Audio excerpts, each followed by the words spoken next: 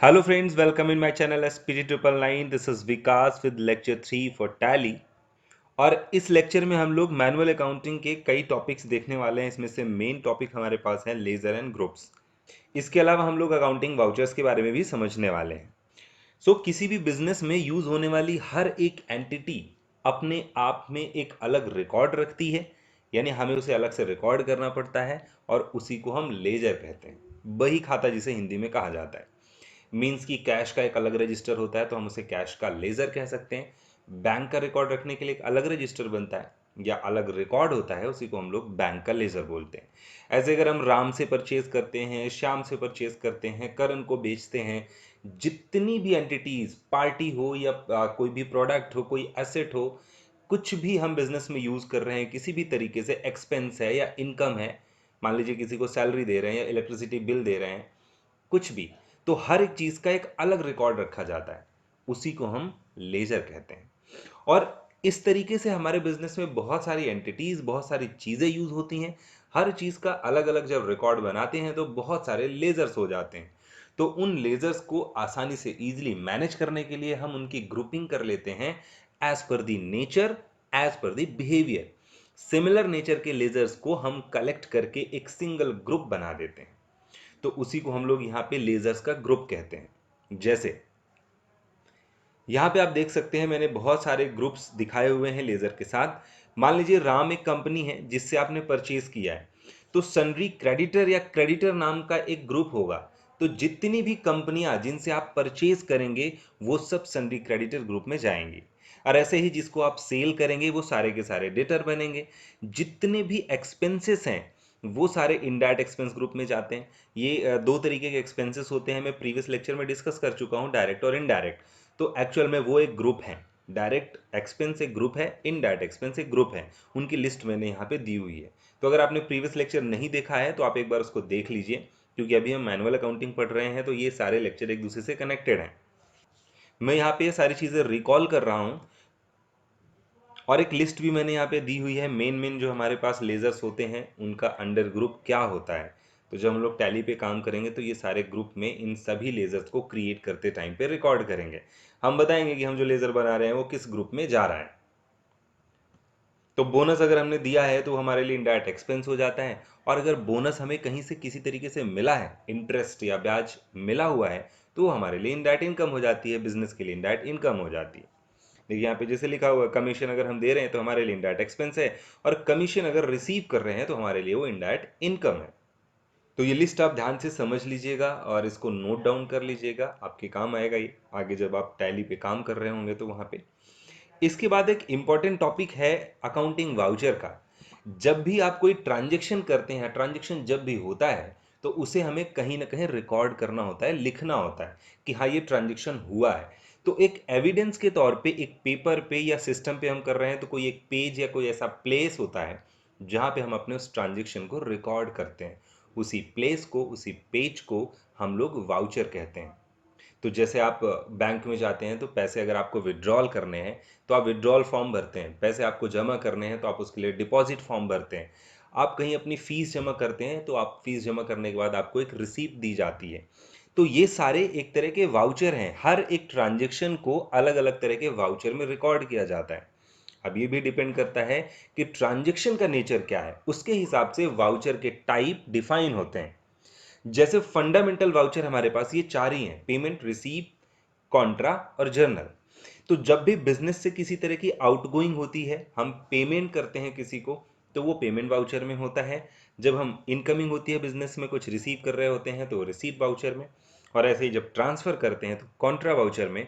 और जब हम ऑन क्रेडिट यानी उधार कोई एंट्री, कोई ट्रांजेक्शन करते हैं तो वो जनरल वाउचर में होता है। इसको मैंने यहाँ डिटेल में बताया हुआ है फिर से एक बार, कि जब भी किसी पार्टी को हम पैसे दे रहे होते हैं, मान लीजिए हमने किसी से खरीदा है और हम उसको पैसे दे रहे हैं, तो एक तरह से कंपनी से पेमेंट हो रहा है, पैसे बिजनेस से जा रहे हैं किसी भी पर्पस के लिए, तो हम उसे पेमेंट बोलते हैं कि हमने पेमेंट किया। और जब बिजनेस में पैसे आते हैं, किसी पार्टी ने हमको पैसे दिया है, तो मान लीजिए कि हमने कुछ सेल किया होगा तो पार्टी हमको पैसे देगी, तो हम ऐसे केस में रिसीव वाउचर को यूज करते हैं इस एंट्री को रिकॉर्ड करने के लिए।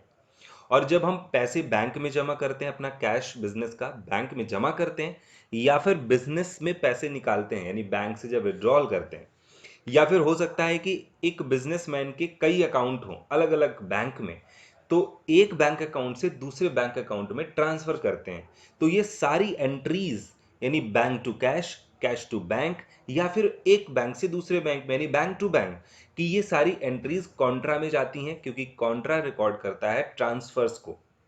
और जब किसी ट्रांजैक्शन में नो कैश या नो बैंक का केस आता है, मींस ना तो हमने कुछ कैश रिसीव किया हुआ है या फिर ना ही हमने चेक से रिसीव किया हुआ है, और दूसरा केस भी है कि ना हमने कुछ पेमेंट किया है। नो कैश नो बैंक का जब सिनेरियो आता है एंट्री में या ट्रांजैक्शन में, तो उसे हम जर्नल वाउचर में रिकॉर्ड करते हैं कि ट्रांजैक्शन तो हुआ है, कुछ हमने परचेज किया है या फिर कुछ सेल किया है, या फिर किसी भी तरह का ट्रांजैक्शन हुआ है, लेकिन उसमें कैश या बैंक यूज नहीं हुआ है।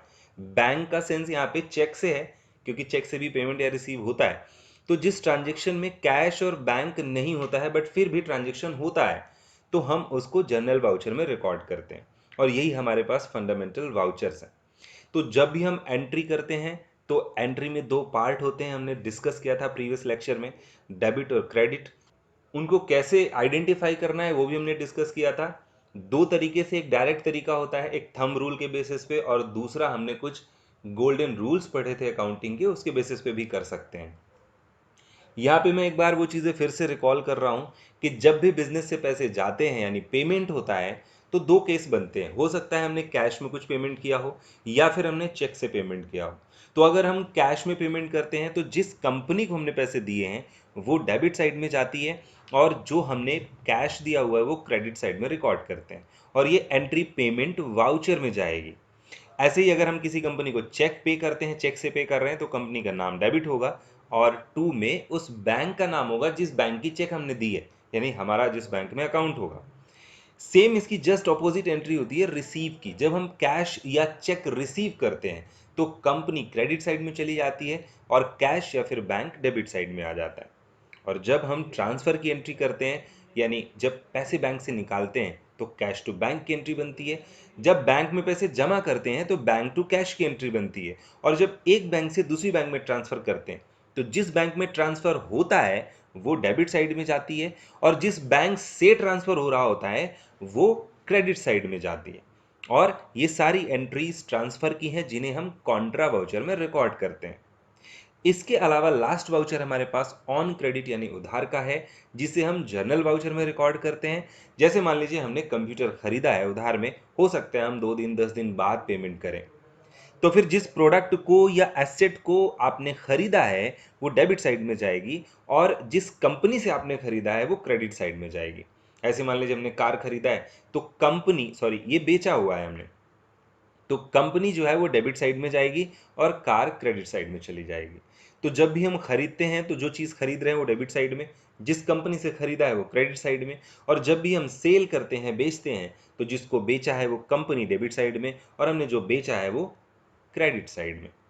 और ये दोनों ही एंट्री जनरल वाउचर में हम कर सकते हैं अगर हमने कैश या बैंक यूज नहीं किया है, ऑन क्रेडिट है यानी उधार ट्रांजेक्शन हुआ है, फिर चाहे वो परचेज का हो या फिर सेल का हो। तो इस तरीके से हमने इस लेक्चर में कवर किया हुआ है एंट्रीज कैसे करनी है, वाउचर्स और साथ में ledgers and groups. And next lecture से हम लोग टैली का प्रैक्टिकल स्टार्ट कर रहे हैं, टैली में कंपनी कैसे बनाते हैं वो देखेंगे, और उसके बाद हम लोग कंटिन्यू करेंगे कि आगे के लेक्चर्स में कि कैसे हम एक एक एंट्रीज करते हैं, और जो भी हमारे टैली के कोर्सेज में आ रहे हैं टॉपिक्स वो सारे कवर करेंगे basic to advance. So that's all for this lecture, thanks for watching.